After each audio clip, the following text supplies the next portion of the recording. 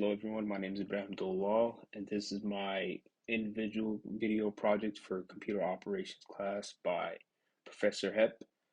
Before I start this project, I just wanted to give a disclaimer that this video is solely for educational purposes and that I'm not liable for any damages that could be caused using these demonstrations. All right, before I start sharing my screen, I just wanted to give you guys, so my project is about Nessus. I'm going to be giving you guys a demo. I'm going to be showing you guys a demo and what it's like to what companies see when their system has possible vulnerabilities and what you can do. You could also use it on your computer as well. So how you could do some fixes on it. Um, so before I start sharing my screen, I'm just gonna give you guys a quick intro about Nessus. So today I'll be talking about a tool that's very close to cybersecurity, which is Nessus, a vulnerability scanner. Um, so in this digital age, the security of our online space is more crucial than ever. So imagine our networks and systems as like a fortress or castle. So just like any fortress or castle, if there's any small crack or in the wall, it becomes vulnerable. And that's your system sometimes. Nessus helps us find and fix these cracks before they can be exploited or attacked.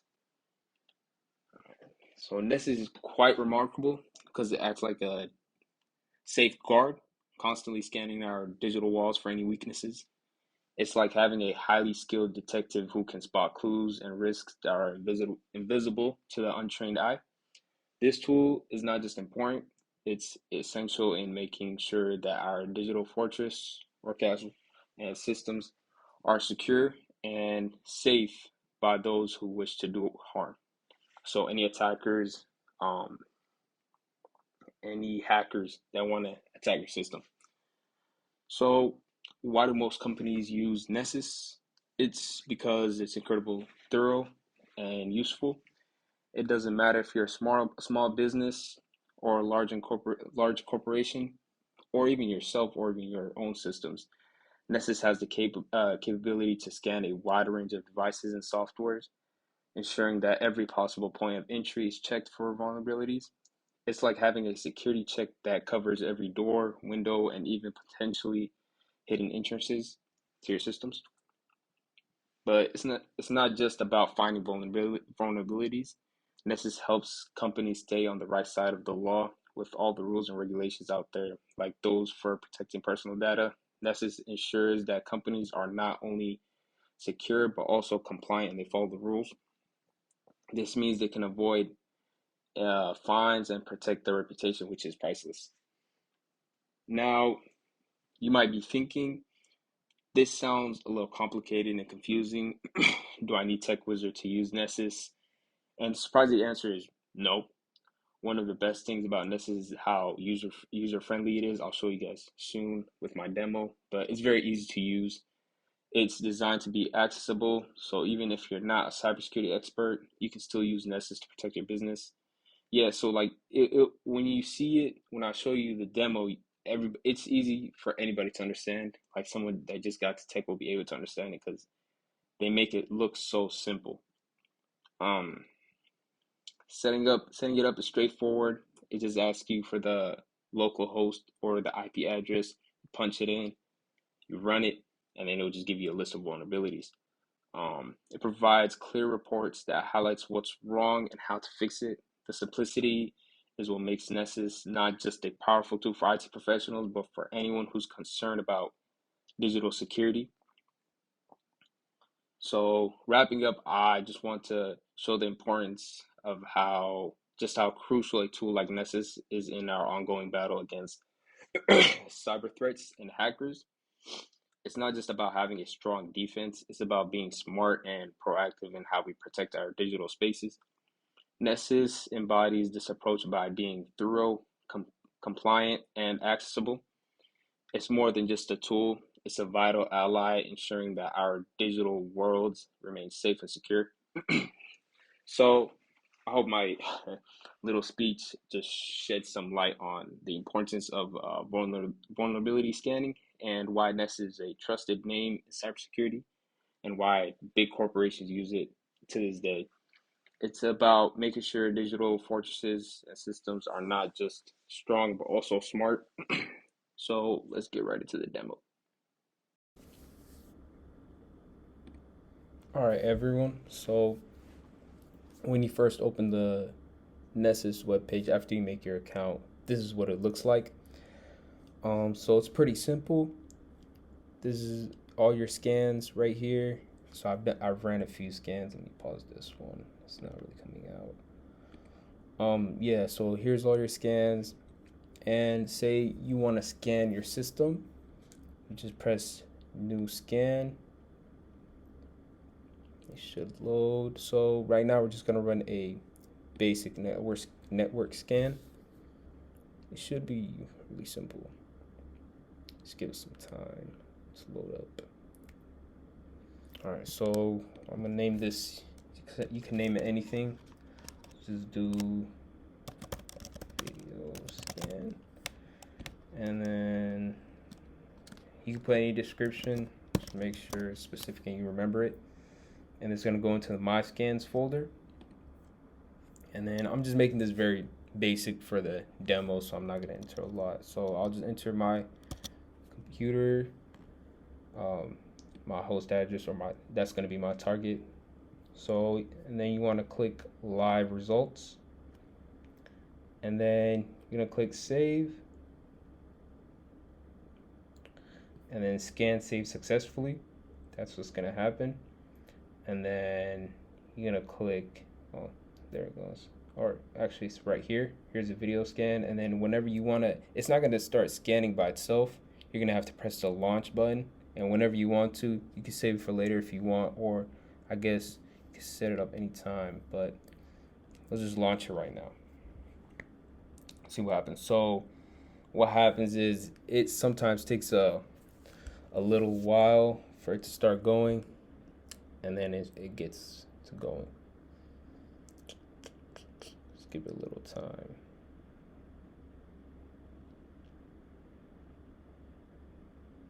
Actually, it might take too long. So I did run a scan earlier, so we could check that out before.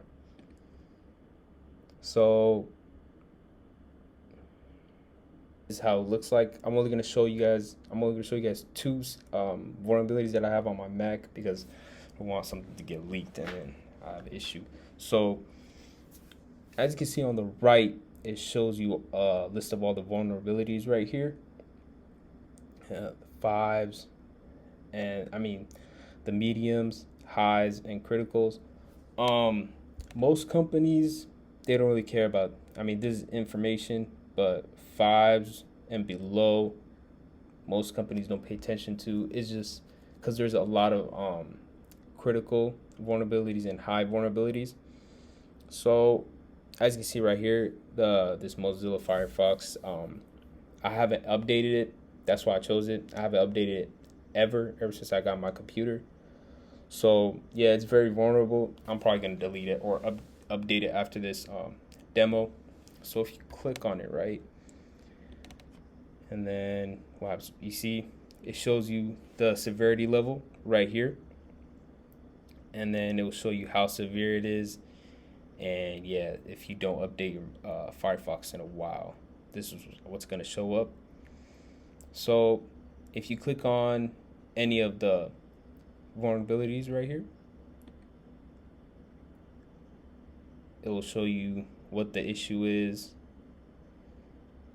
It'll give you a description right here, and it'll tell you how to possibly fix it. I think at the bottom, and you see here, there's solution, and it'll tell you just to upgrade. That's most of the vulnerabilities. They'll tell you, hey, what you need to do is just upgrade or update software, and then it'll tell you what version you have installed and what version you need to get right here.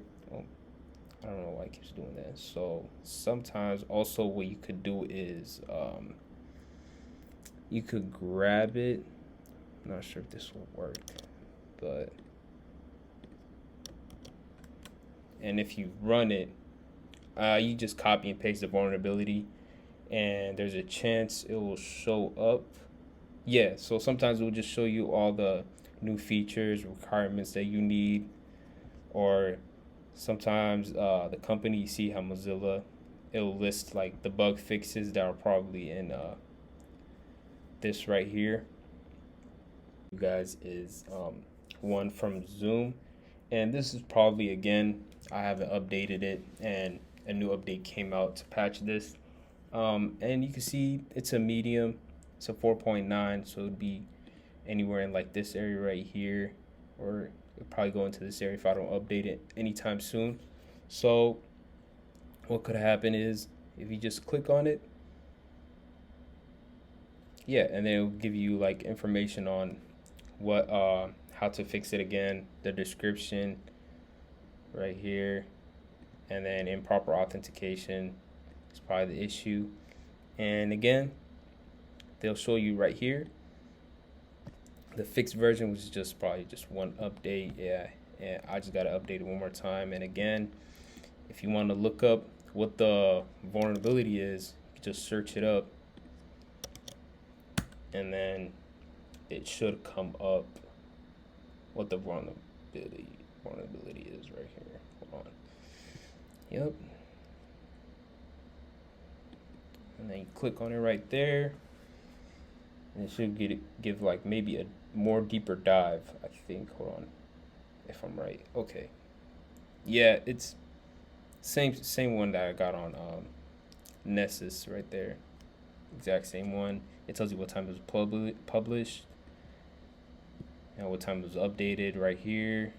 And you can see its score, 3.6, risk factor medium. Get more. Oh, you can also visit this right here. Yeah, it'll tell you the same thing, improper authentication. So most vulnerabilities are just by people not updating their stuff, and you'll be surprised how many companies have big vulnerabilities. Like they'll have, let me see, companies have a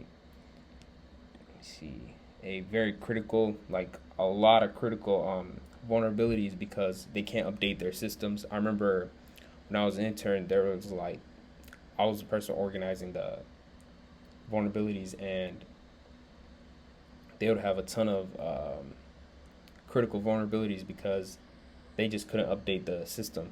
It was something like deep, like contract or something like that, that just wouldn't allow them to update it, and that's what caused some companies to have high critical. But they're probably aware of it, and it's probably been like that. My last company that I interned for, they had it for a while. So most companies know, and if something new pops up, they're probably going to get on it. All right, guys. So now I'll be showing you guys what happens when companies run their systems through Nessus and what they receive and how they organize it. So first, when companies get their vulnerabilities from Nessus, it's a big, long, raw file, and most of it is just completely filled up with information, which is on this like Sub Zero right here.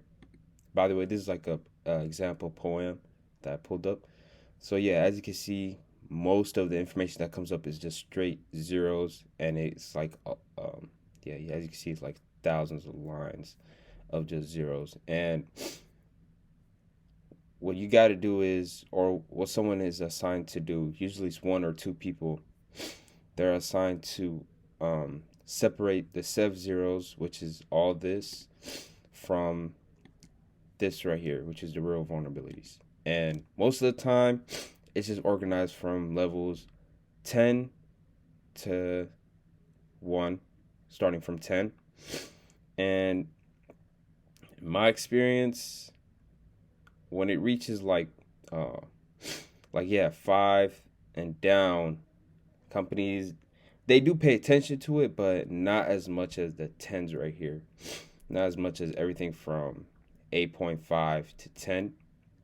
And as you can see, it's organized from plan of action, status, and summary, who will be taking care of it, which is right here, and then what time it will be completed, and if it's from a vulnerability from like a month before, it'll be saying, hey, what's the status? And it shows up again. They'll be asking, what's the status? Here's the IP address. And as you can see, it gets organized through this right here.